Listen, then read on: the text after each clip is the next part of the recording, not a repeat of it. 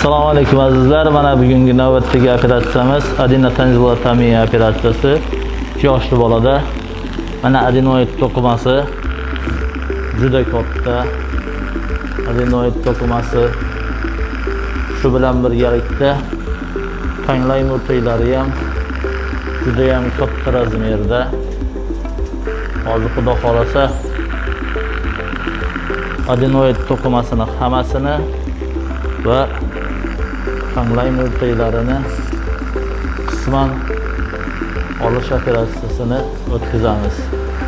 Bu adenoid olish operatsiyasi Shever yordamida, Shever degan apparat yordamida. Buning ustunliklari, bu metodning ustunliklari mало travmatичный, travma bo'lmaydi bunda, qonamaydi, kam qonaydi, juda ham. Keyin adenoid to'qimasini o'rnini koagulyator yordamida kuydirib qo'yiladi. Olingan joyini o'rni mana toza olingan o'rnini faqat ozgina koagulyator bilan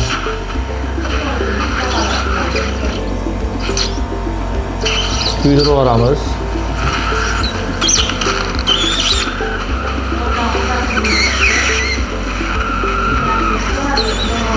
Operatsiyamizni muvaffaqiyatli tugalladik. Mana adenoid to'qimasini o'rni toza olingan va tanglay murtaylari qisman olindi. Endi bu bemorimizda nafas olishi yaxshilanadi. Burundan nafas olishda muammo bo'lmaydi, xudo xolasa. Tez tomoq og'rish, angina belgilari yo'qoladi.